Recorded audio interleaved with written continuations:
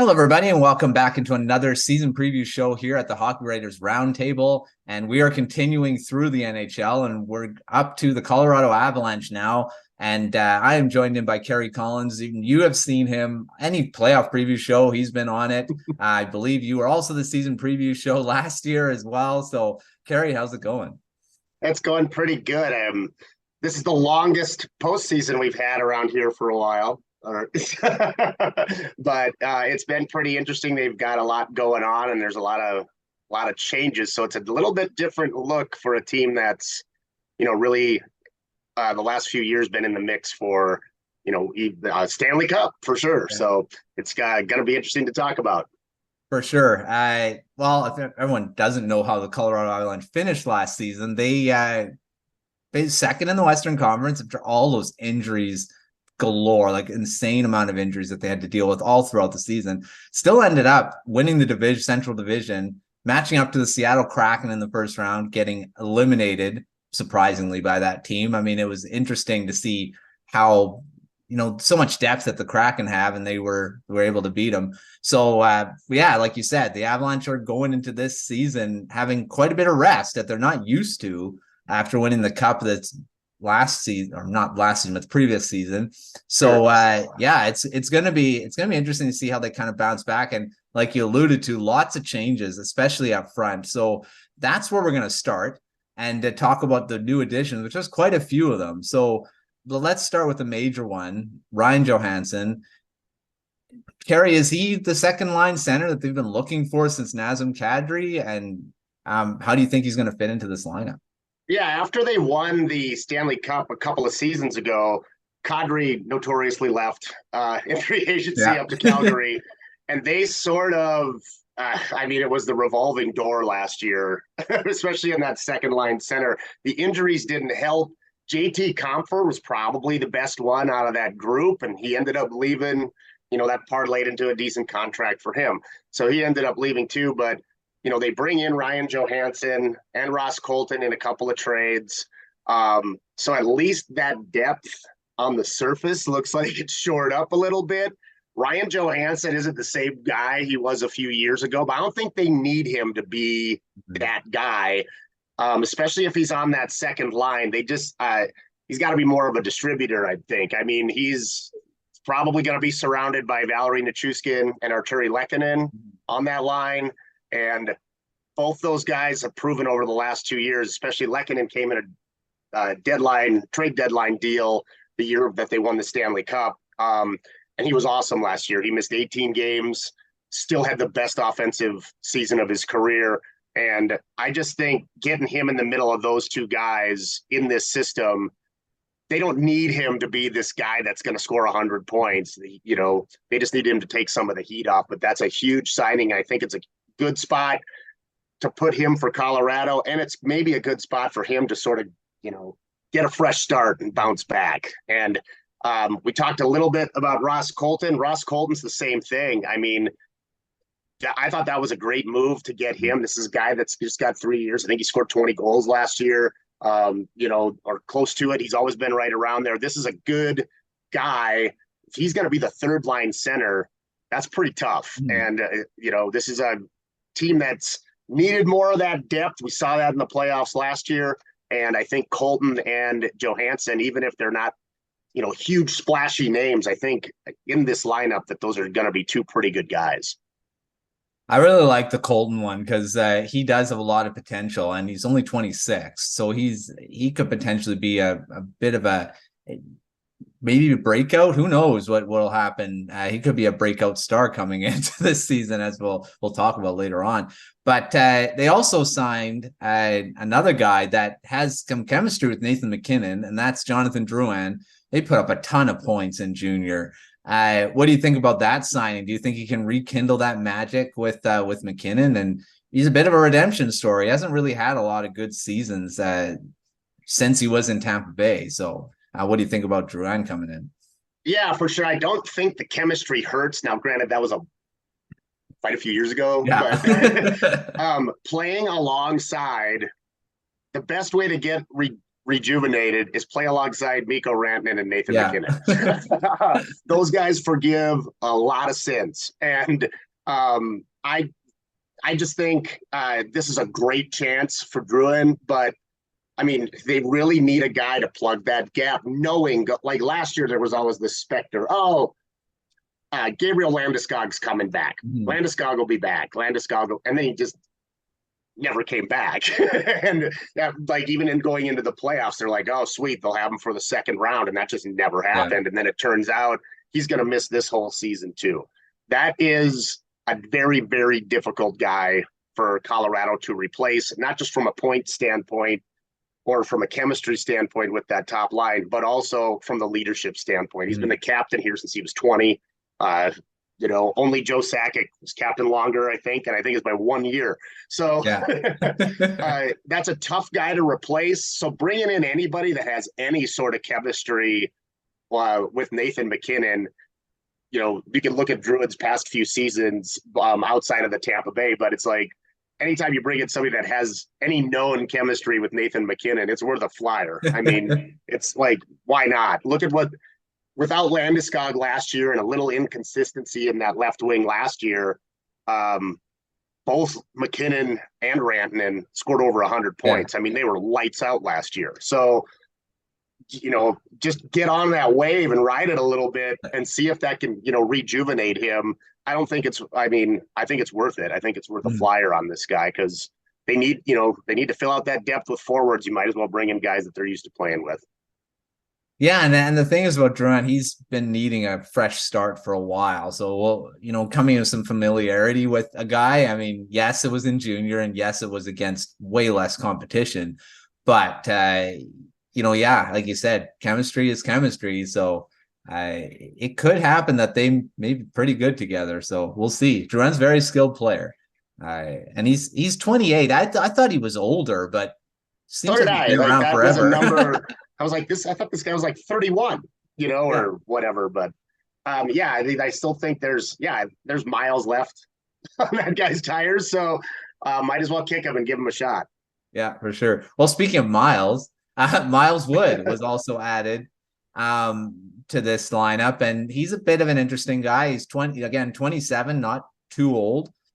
And what do you think about Wood being added? He's been a little inconsistent. He was in New Jersey, had a bit of, a few good spurts, I guess. But what do you think about him being coming into the Avalanche? Yeah, I mean, he's going to be a bottom six guy. I think he's going to end up being on that third line, probably with Colton and then also with Logan O'Connor. I just think this was a decent signing just from a depth standpoint. This guy does a little bit of everything. He can hit, he can skate, he can do a little bit of everything. And that's what they're looking for on that third line. He can move, he can skate. Logan O'Connor can flat out fly. And just with the breakout stuff that we know from Ross Colton, I think that can be a dangerous, for a third line. I don't think they're going to slow down that much just because this is really where they were stung last year, was the injuries, not being able to fill that second line center. These third and fourth lines really struggled. And I just think that, bringing in Colton and Wood to kind of start the year in that spot gets them out. They're already ahead of, where they were at most of last season, just on this third line and adding some bottom six depth. Mm-hmm. And they signed him to a 6-year contract. So he's going to be here for the long haul, it looks like. And he's been actually pretty good. I mean, he had 13 goals last season, injured for most of 2021-22. And before that, 17 goals, his career high's 19. He's been double digits all seasons, except for that one where he was hurt all year. So he's been pretty good in the NHL. It's just, I think hopefully he can stay healthy again. Like he stayed healthy all last season and played 76 games. So if he can stay healthy and contribute, I think, very underrated signing. Only 2.5 million cap hit. That's not bad. This we can score 20 goals. So yeah, for sure. And I mean, if you look at the season before, he missed the whole year, and I think people forgot about where this guy was kind of trending for the Devils. And, and last year, yeah, it's a decent year. But, I mean, if they can get if they can get 15 to 20 goals, out of this guy, or even like 40 points, I mean, that would be massive from a depth standpoint for him. Yeah. Yeah, I think overall this forward groups is deeper, especially if they can stay healthy, obviously. But yeah, you say about Landeskog, it's gonna be a huge hole that, I mean, they did play with him most of the season last year, but it's something that he is hard to replace. And now you won't have him. Maybe that's better that they know they won't have him all season, so they're not anticipating that.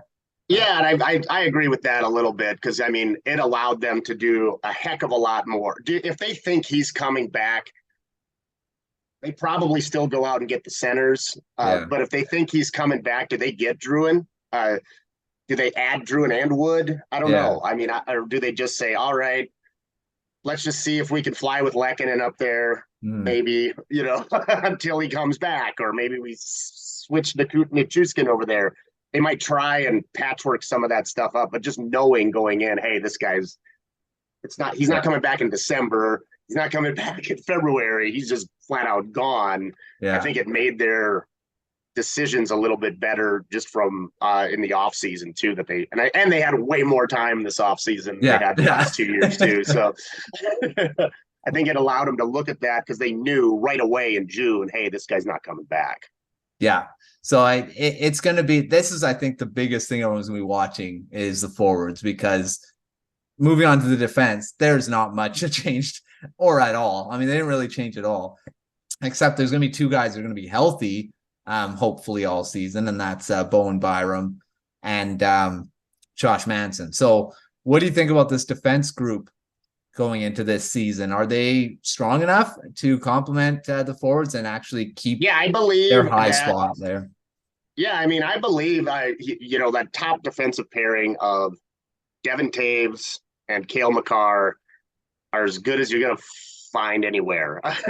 Cale Makar is going to be a high scoring dude. He's going to play both these guys are going to play a ton of minutes, and Makar's going to be threatening for a Norris.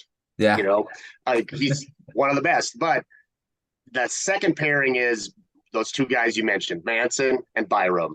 Those two guys combined played 69 games last year. And they did lose Eric Johnson, who's been, a mainstay back there here for years and years and years. And he's in Buffalo now. But if one of those guys goes down, the third pairing is Samuel Girard and probably Jack Johnson. The other defenseman is Curtis McDermott. And I mean, it's it's not like a gradual slope down. I mean, that is a cliff.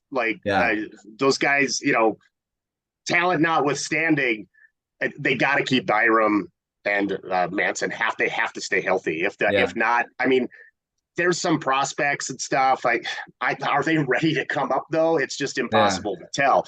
I don't know. They've had some struggles and stuff, but Byram, when he's been healthy, is as electrifying as anybody else on this lineup. I mean, he can hit, he can make, he's on the ice when he's on the ice. Manson's a big dude out there too. He's a big presence on special teams, everything. So they're two guys that when they're on the ice, Colorado is a different team. They're clearly better.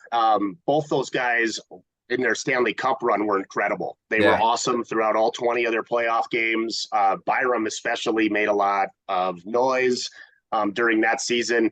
He's got that little, they had to extend him a little bit. They gave him that 2-year deal, but excuse me, I think that's because they got Devin Taves coming up with his contract is expiring after this year. There's a lot of decisions that are they have to be made. But as much as we talked about the increased depth on, with the forwards on defense, this team is one or two dings away from really being exposed.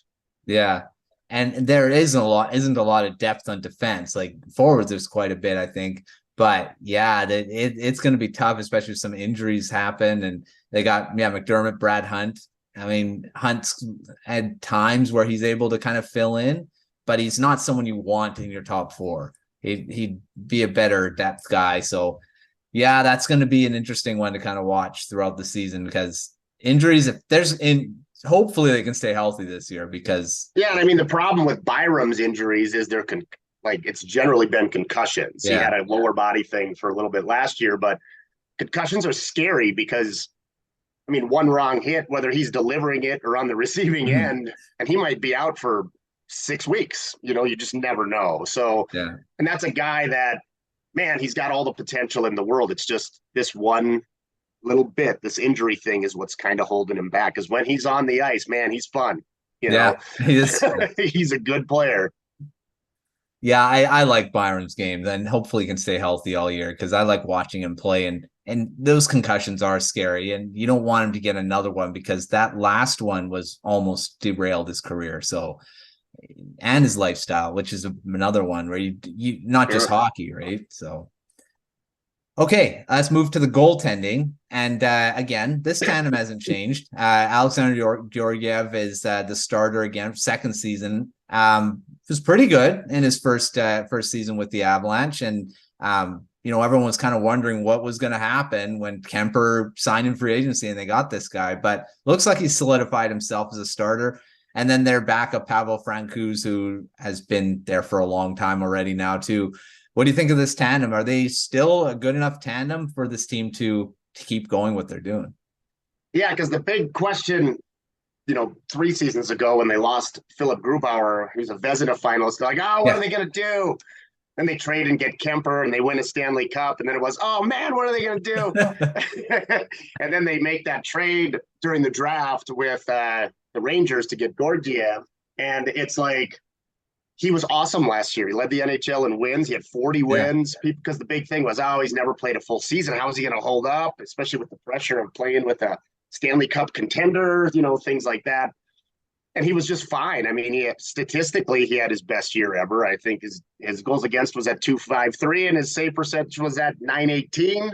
Yeah. I mean, are there better goalies out there? Yeah, but he doesn't if he's not giving up 3 goals, they're probably going to win with the guys he's got in front of them. I mean, if they stay healthy, because but the problem with last year was he played. Did he hold up to the schedule? Yeah, his numbers bore that out. But that's a ton of games, and part of that was Francouz, excuse me, gets injured. That guy right after the playoffs last year had another adductor operation. Yeah. So it's just like this guy he's just constantly getting surgeries. And it was the same thing that happened to Grubauer. Is this going to wear this guy out just because there's nothing behind him? When he plays, he's good. He's an okay backup.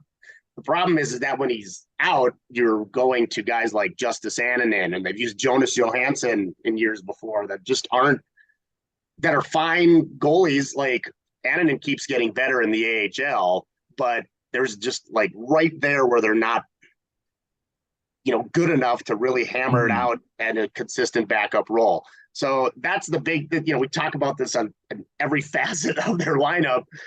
It's the injuries, and because that's what killed them last year. Yeah. That's just what it absolutely killed them last year. So this year, I mean, can you put that much, can you start 70 games or 65 games again with your number one? It's just so hard, especially with how deep the West is. You got to have those guys. And I mean, that backup goalie's just got to stay healthy just because how long can this guy last with that much, weight on his shoulders from a performance standpoint?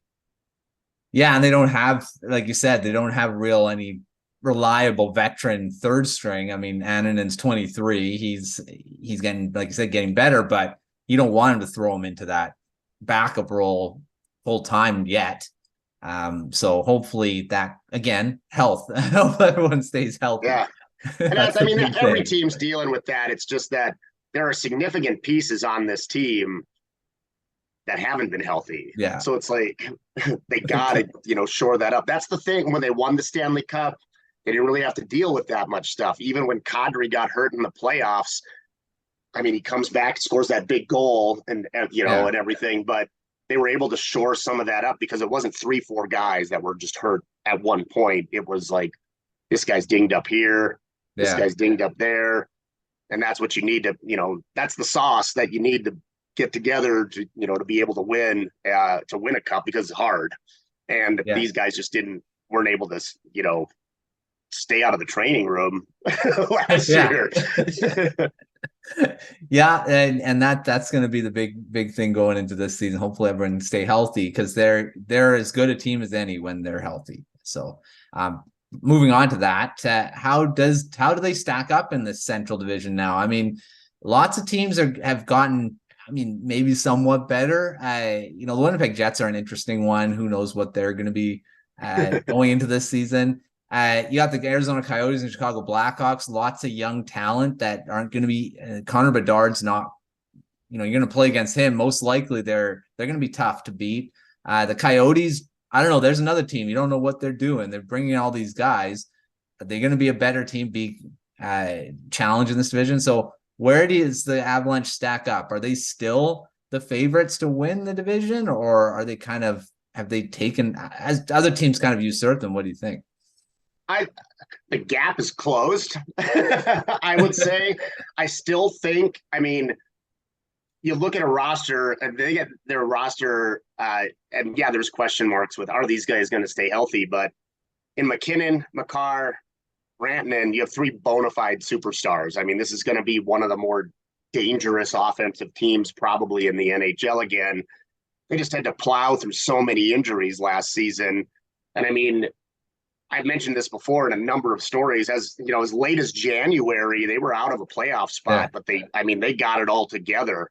When they're clicking, man, they're tough. Like the last 3 years, they've had at least one stretch where all of a sudden it's just like, boom, we went 13-1 and we averaged 5 goals a game during that 2-month stretch or whatever. And it's just, they can get bonkers in a hurry if things start clicking. So if they can stay healthy, and extend, get a couple of those stretches, they're going to be tough to beat. Now, for them to finish just 2 points behind Vegas in the West last year was an absolute shock to me, particularly the way they started. They were okay when they started, but I just think that until somebody can knock these guys off, they're probably the team to beat in that division. Are there better teams in the West? Potentially, yeah. Look at Vegas, what Vegas did last year.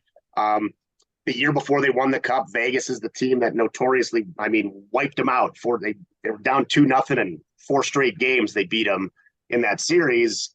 And I just think that this is going to be one of the better teams in the West again. And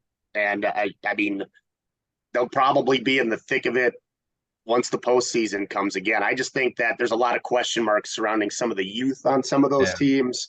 And this team knows how to do it. And they're following, like, when they say you follow your best players, they got 3 pretty good ones to follow. So, and those guys play every night, just about. So, you know what you're going to get from them. It's just going to be, I think it's, like I said, the gap is closed. I don't think they're as lights out as they were 2 years ago or even 3 years ago when they won the President's Trophy.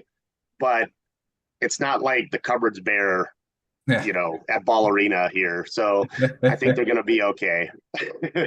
I think they're probably going to be finishing in that top tier again, especially if they can stay healthy. And they were able to do it even when they weren't healthy last season. So I think they'll be pretty good for sure. All right, let's move on to our quick fire round and get a bunch of questions. Lots of these are fun ones to go through. So let's go with our first one. 1 or 2 breakout stars for the Avalanche this season? Yeah, I think one for sure could be Arturi Lehkonen. We've mentioned his name before, but he missed 18 games last year and still had his best offensive season ever. He had 21 goals, 30 assists. Those are both, career highs. I just think that this guy now with some consistency, he's going to get that consistency at the center position, at least at the beginning of the season. They're going to give Johansson every chance to screw it up. I think that's just what I think. But and Nichushkin's going to be back. Those two guys play so well together. And if they can get any consistency at that center position, I think Nichushkin's the kind of guy, Lehkonen's the kind of guy playing alongside Nichushkin that could have that breakout year that Nichushkin had 2 years ago. So I just think this guy, he's going to probably score. He's going to score north of 20 goals. He could even hit 30 goals. If he they showed in the playoffs when that guy plays with a consistent lineup, he's really good. Like, he was really good in their Stanley Cup run. And I just think he's a guy that's going to be like, has a lot of potential to break out just because he's not going to be playing with 5 different centers like he did last year. He's just, he's just not. And if he is, Colorado's got other problems going on. Yeah. Then, like waiting for him to have a bust out season. I mean, he had a good year last year, first 20 goal season. I just think he's ready to, bust out. He's still pretty, young too. I think he's 27, 28. So I just think this is a time for him. He can really come out. I mean, 21 goals last year and he missed 18 games. Somebody would have told me that before the season. I wouldn't have believed him.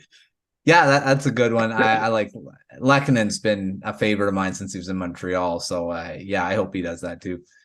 All right, player that needs to bounce back from last season. Yeah, I think this has got to be Johansson, right? Yeah. Like, when you look at, I'm sticking on this second line here just because, I mean, it's been so dangerous for Colorado the last few years that if they can, like I mentioned, the consistency again. I don't even think he scored 30 points last year. I know he missed a bunch of games with Nashville and stuff, but this is a guy that's 2 years removed from, a 25 plus goal season. And I just think that in the right situation, he's getting that fresh start. This was 6 years ago. He got that fresh start from Columbus to Nashville and he blew up. He had that monster year. He had, he was playing it every night. He was getting 50 assists. We're close to it a year. If he can do that again, and he's got the talent around him, we know Nichushkin can score. We know Lekkonen can score. If he could stick with those guys, I think he's set for a bounce back year. Is he going to score, have those 30 goal seasons again? Probably not. Those days are probably in the rearview mirror. But like I said before, he doesn't need to do that. He just needs to be more of the distributor and clean up some of the mess, because Nichushkin draws so much attention now that those other guys around him, he really makes them better. And I think Johansson's going to benefit from that for sure. Yeah, I agree. I think a fresh start too, a new city, and we'll see what happens. All right, a player that could be an X factor this season. Yeah, he's I'm sticking to that second line again. And I'm going to say Valeri Nichushkin. When he is out of the lineup last year, when he started, I think in their first 6-7 games, he had like a dozen points last year and then he got hurt. And then he had that crazy thing happen in the first round of the playoffs where he didn't play after game 3. They are just a different team when he's not in the lineup. He is such an he's always been a forechecking absolute monster, but he's doing that now and he's putting up tons of points. So they're a different team when he's not in there, just because he brings so much from end to end on the ice that you saw what happened when he was out of the playoffs. And I mean, they didn't have anybody or even a combination of players step up and fill up, that offensive production that he usually brings.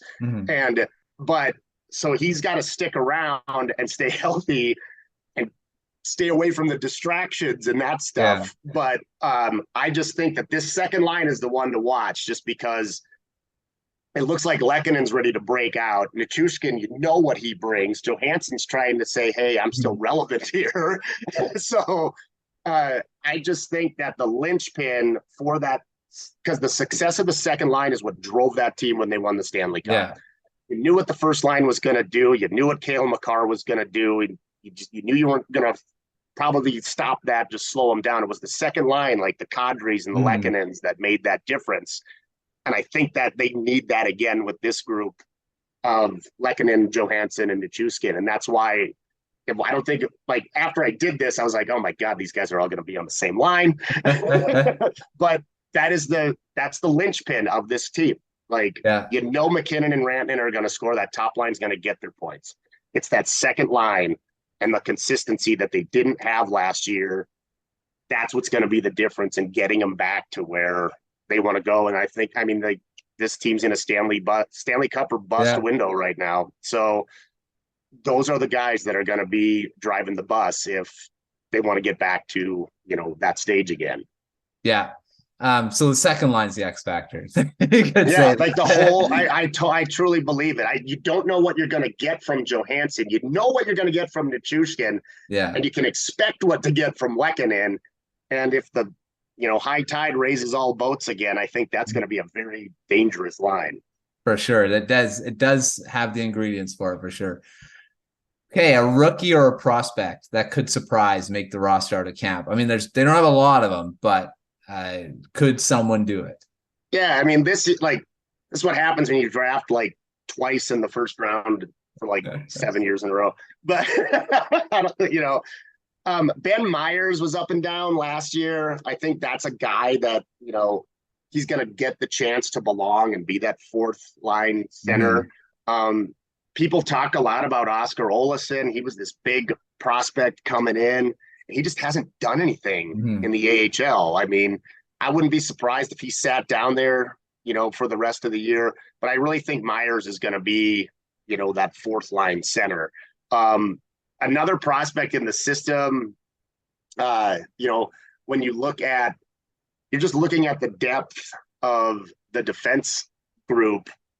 It's like, who are they going to bring up? Because it's just hard when you look at their top prospects. Another guy, I mean, Jean-Luc Foudy was a forward that came up and played for 9 games last year, even got some experience in the playoffs, but it's like he played well. He didn't really score any points or anything, but it's just kind of like that's another guy you could see pop up and get onto that fourth line. It's just going to be hard for any of those guys to crack into that, top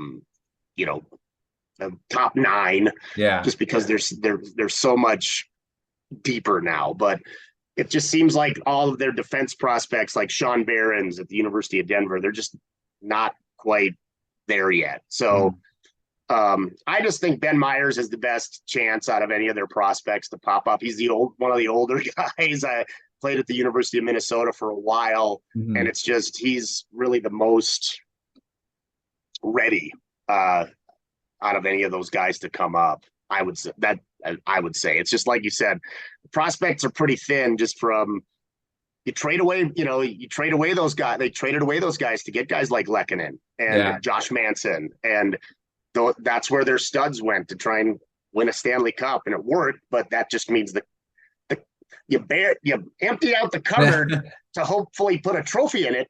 Yeah, that's what they did. Yeah, that's right. Now it's got to keep replenishing. So we'll see. Okay, moving on. What a prospect to watch that just in the system that everyone should be watching this season.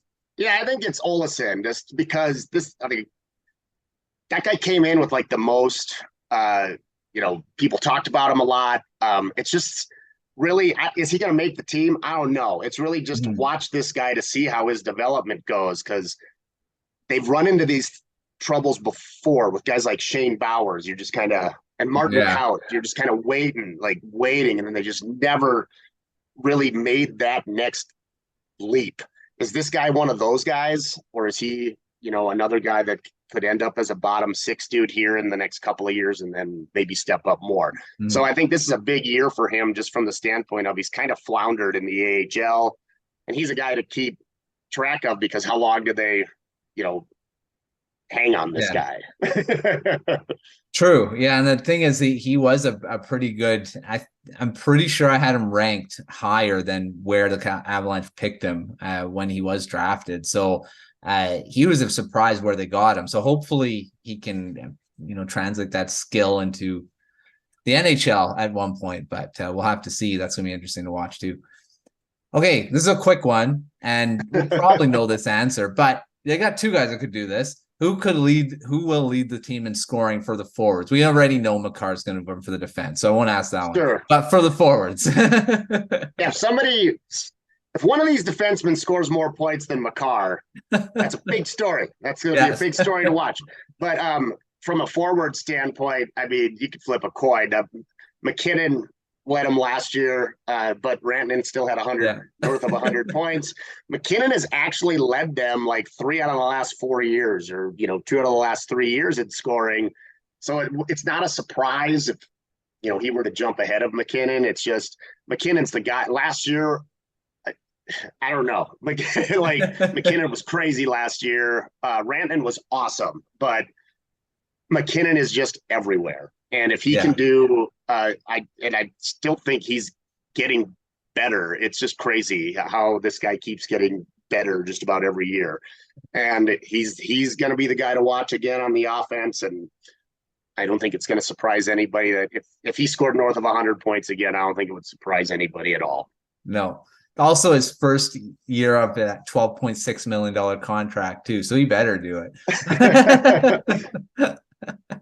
Okay, for sure. Yeah. All right, moving on. A player that could either be, this is the thing, is the Avalanche are probably not going to be trading guys, but either traded or acquiring someone at the deadline. Which one? What do you think? Yeah, I mean, everybody talks every year about Samuel Girard just because he's making $5 million a year. You're talking about a guy in like the third defensive pairing, second if somebody gets dinged up. He's always the guy that gets talked about in trade talks. The problem is if they're going to trade, I think, especially the last 3 years are any indication, they're going to be buyers. Now,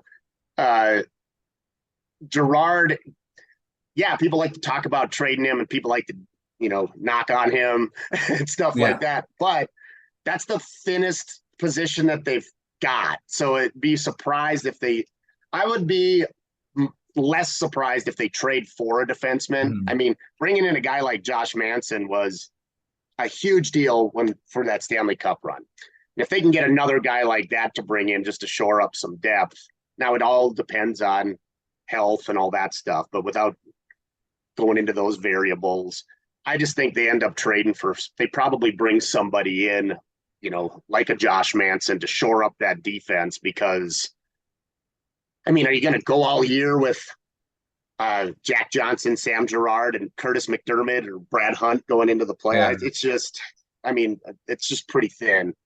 I just don't know if they're in a position to deal anybody. If they deal anybody, it might be an Olesen. A guy like that they could trade to try and shore up some of the depth problems here. But it's just hard to say just because of the situation they're in, because these guys are in a championship window. I don't know if they're selling off that many parts. That's the thing, right? So that's going to be interesting. All right. To close off the show, and this is always a fun question to ask, a bold prediction or a hot take for the season.